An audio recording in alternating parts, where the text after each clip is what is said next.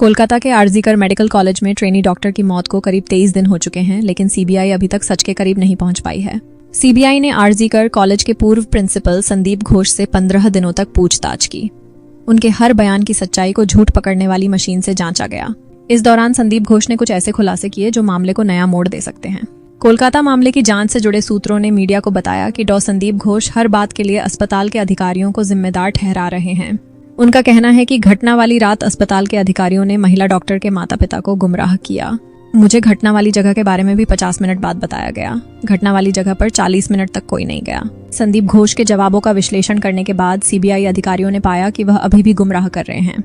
सबसे बड़ा सवाल ये है कि ट्रेनी डॉक्टर की मौत की जानकारी तत्कालीन प्रिंसिपल संदीप घोष को तुरंत क्यों नहीं दी गई। शव मिलने के 50 मिनट बाद तक वहां मौजूद लोग क्या कर रहे थे। उन्हें सूचना देने से पहले प्रशिक्षु डॉक्टर के माता पिता को सूचित किया गया। कहा गया कि यह आत्महत्या है।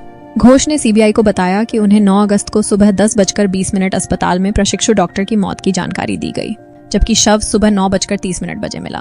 पुलिस को सुबह 10:10 सूचना दी गई, यानी शव मिलने के कम से कम 40 मिनट बाद। रेस्पिरेटरी मेडिसिन विभाग के एसोसिएट प्रोफेसर सुमित रॉय तपदार ने सुबह 10 बजे फोन किया, यानी शव मिलने के 30 मिनट बाद। वे तब कॉल रिसीव नहीं कर पाए क्योंकि वे वॉशरूम में थे। सूत्रों ने बताया कि RG Kar medical college and hospital के पूर्व प्रिंसिपल ने सीबीआई को बताया कि उन्होंने सुबह 10:20 तपदार को फोन किया था। तभी उन्हें अस्पताल में प्रशिक्षु डॉक्टर की मौत के बारे में पहली बार पता चला। संदीप घोष ने दावा किया कि जैसे ही उन्हें यह जानकारी मिली, वे तुरंत आवेदन देकर अस्पताल पहुंचे। रास्ते में उन्होंने टाला थाने के प्रभारी को फोन किया। फिर उन्होंने बताया कि पुलिस मौके पर है। सूत्रों के अनुसार संदीप घोष ने सीबीआई को यह भी बताया कि उन्होंने रास्ते में तत्कालीन चिकित्सा अधीक्षक और चेस्ट मेडिसिन विभाग के प्रमुख को भी फोन किया था। वे सुबह 11 बजे अस्पताल पहुंचे। कोलकाता के RG Kar medical college and hospital में एक डॉक्टर की हत्या और बलात्कार के मामले में आरोपी संजय रॉय ने अपनी वकील कविता सरकार से कहा है कि वह निर्दोष है और उसे फंसाया जा रहा है।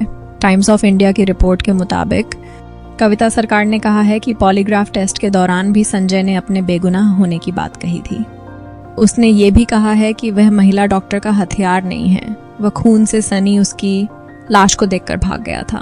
पॉलीग्राफी टेस्ट के दौरान संजय रॉय से 10 सवाल पूछे गए, जिसमें महिला की हत्या के बाद उसने आगे क्या किया, ये सवाल भी शामिल था। उसने सीबीआई अधिकारियों को बताया कि सवाल गलत है क्योंकि उसने उसकी ट्रेनी डॉक्टर हत्या नहीं की थी।